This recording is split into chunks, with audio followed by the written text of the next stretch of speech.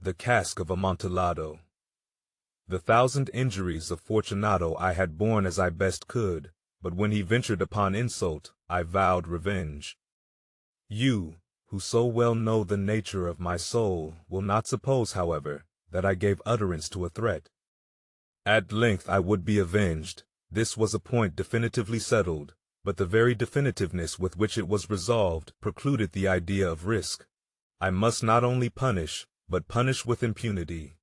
A wrong is unredressed when retribution overtakes its redresser.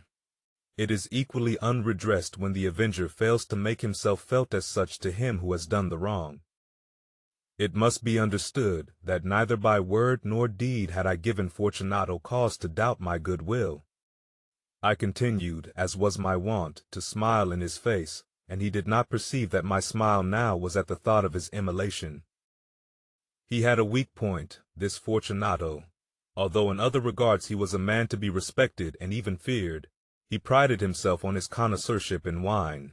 Few Italians have the true virtuoso spirit. For the most part their enthusiasm is adopted to suit the time and opportunity, to practice imposture upon the British and Austrian millionaires. In painting and gemmary, Fortunato, like his countrymen, was a quack, but in the matter of old wines he was sincere. In this respect I did not differ from him materially. I was skillful in the Italian vintages myself, and bought largely whenever I could. It was about dusk, one evening during the supreme madness of the Carnival season, that I encountered my friend. He accosted me with excessive warmth, for he had been drinking much. The man wore motley. He had on a tight-fitting party-striped dress, and his head was surmounted by the conical cap and bells. I was so pleased to see him, that I thought I should never have done wringing his hand. I said to him, "My dear Fortunato, you are luckily met. How remarkably well you are looking today. But I have received a pipe of what passes for Amontillado, and I have my doubts." "How?" said he. "Amontillado? A pipe? Impossible, and in the middle of the Carnival." "I have my doubts," I replied, "and I was silly enough to pay the full Amontillado price without consulting you in the matter. You were not to be found, and I was fearful of losing a bargain. Amontillado. I have my doubts. Amontillado. And I must satisfy them. Amontillado. As you are engaged, I am on my way to Lucchese. If anyone has a critical turn, it is he will tell me. Lucchese cannot tell Amontillado from sherry. And yet some fools will have it that his taste is a match for your own. Come, let us go." "Whither?" "To your vaults." "My friend, no. I will not impose upon your good nature. I perceive you have an engagement. Lucchese, I have no engagement. Come." "My friend, no. It is not the engagement, but the severe cold with which I perceive you are afflicted. The vaults are insufferably damp. They are encrusted with nitre. Let us go, nevertheless. The cold is merely nothing. Amontillado, you have been imposed upon. And as for Lucchese, he cannot distinguish sherry from Amontillado." Thus speaking, Fortunato possessed himself of my arm. Putting on a mask of black silk, and drawing a roquelaire closely about my person, I suffered him to hurry me to my palazzo. There were no attendants at home. They had absconded to make merry in honor of the time.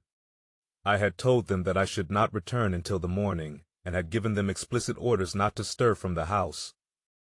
These orders were sufficient, I well knew, to ensure their immediate disappearance, one and all, as soon as my back was turned. I took from their sconces 2 flambeaux, and giving one to Fortunato, bowed him through several suites of rooms to the archway that led into the vaults. I passed down a long and winding staircase, requesting him to be cautious as he followed. We came at length to the foot of the descent, and stood together on the damp ground of the Catacombs of the Montresors. The gait of my friend was unsteady, and the bells upon his cap jingled as he strode. "The pipe," said he.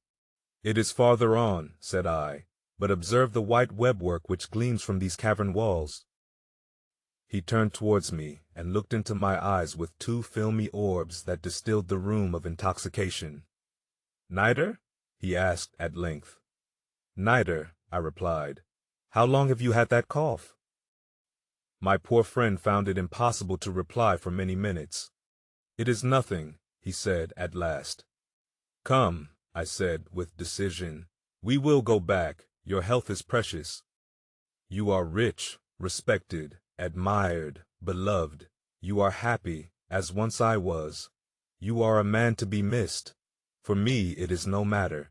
We will go back. You will be ill, and I cannot be responsible. Besides, there is Lucchese. Enough, he said. The cough is a mere nothing. It will not kill me. I shall not die of a cough. True, true, I replied, and indeed, I had no intention of alarming you unnecessarily, but you should use all proper caution. A draught of this medoc will defend us from the damps. Here I knocked off the neck of a bottle which I drew from a long row of its fellows that lay upon the mould. Drink, I said, presenting him the wine. He raised it to his lips with a leer. He paused and nodded to me familiarly, while his bells jingled. I drink, he said, to the buried that repose around us, and I to your long life. He again took my arm, and we proceeded. These vaults, he said, are extensive. The Montresors, I replied, were a great and numerous family. I forget your arms. A huge human foot door, in a field azure, the foot crushes a serpent rampant whose fangs are embedded in the heel. And the motto? Nemo me impune lacessit. Good, he said. The wine sparkled in his eyes and the bells jingled. My own fancy grew warm with the medoc. We had passed through walls of piled bones, with casks and puncheons intermingling, into the inmost recesses of the catacombs. I paused again, and this time I made bold to seize Fortunato by an arm above the elbow. The niter, I said, see, it increases. It hangs like moss upon the vaults. We are below the river's bed. The drops of moisture trickle among the bones. Come, we will go back ere it is too late. Your cough? It is nothing, he said. Let us go on. But first, another draught of the medoc. I broke and reached him a flagon of de Grave. He emptied it at a breath. His eyes flashed with a fierce light. He laughed and threw the bottle upwards with a gesticulation I did not understand.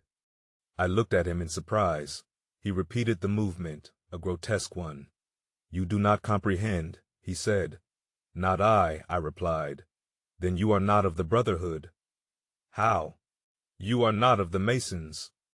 Yes, yes, I said. Yes, yes. You. Impossible. A Mason. A Mason, I replied. A sign, he said. It is this, I answered, producing a trowel from beneath the folds of my roquelaire. You jest, he exclaimed, recoiling a few paces. But let us proceed to the Amontillado. Be it so, I said, replacing the tool beneath the cloak, and again offering him my arm. He leaned upon it heavily. We continued our route in search of the Amontillado. We passed through a range of low arches, descended, passed on, and descending again, arrived at a deep crypt, in which the foulness of the air caused our flambeaux rather to glow than flame.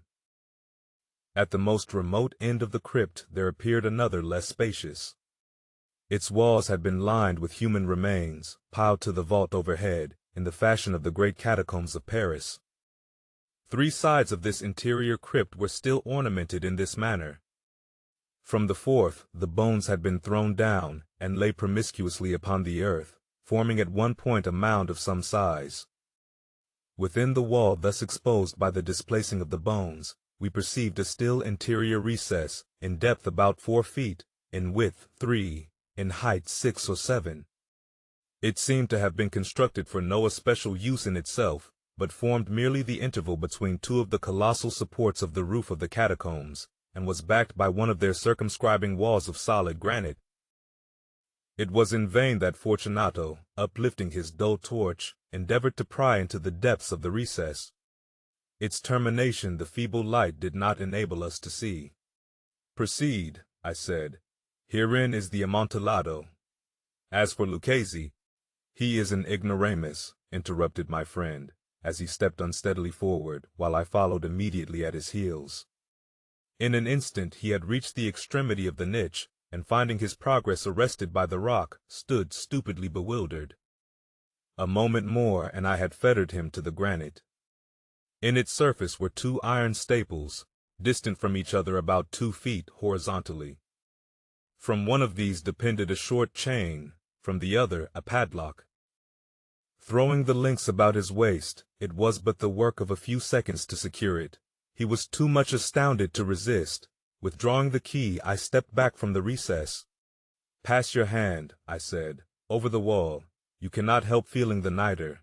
Indeed, it is very damp. Once more let me implore you to return. No? Then I must positively leave you. But I must first render you all the little attentions in my power." "The Amontillado," ejaculated my friend, not yet recovered from his astonishment. "True," I replied, "the Amontillado." As I said these words, I busied myself among the pile of bones of which I have before spoken. Throwing them aside, I soon uncovered a quantity of building stone and mortar. With these materials and with the aid of my trowel, I began vigorously to wall up the entrance of the niche. I had scarcely laid the first tier of my masonry when I discovered that the intoxication of Fortunato had in a great measure worn off. The earliest indication I had of this was a low moaning cry from the depth of the recess. It was not the cry of a drunken man. There was then a long and obstinate silence. I laid the second tier, and the third, and the fourth, and then I heard the furious vibrations of the chain.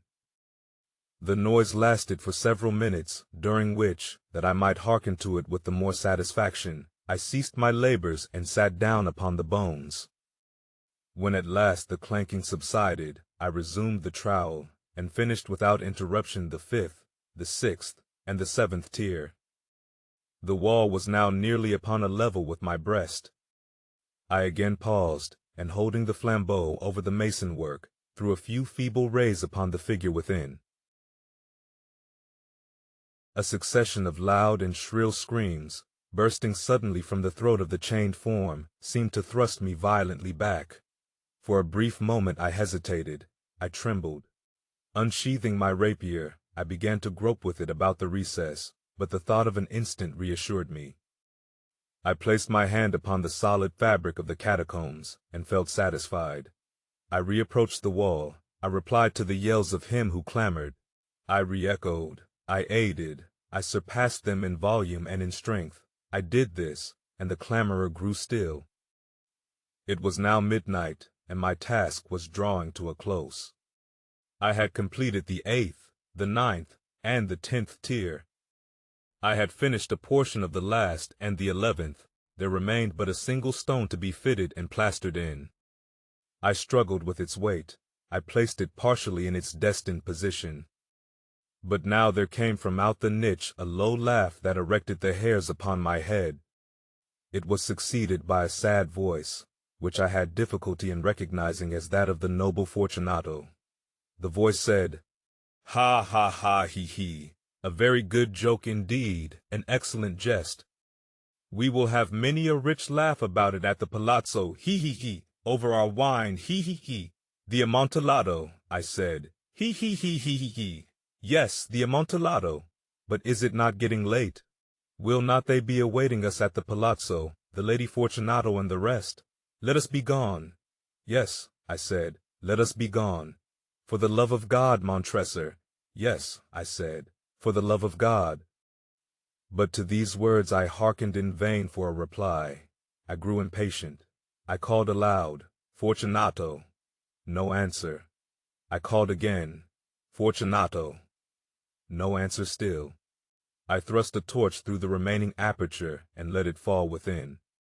There came forth in return only a jingling of the bells.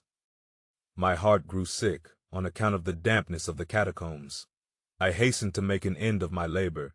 I forced the last stone into its position. I plastered it up. Against the new masonry I re-erected the old rampart of bones. For the half of a century no mortal has disturbed them. In pace requiescat,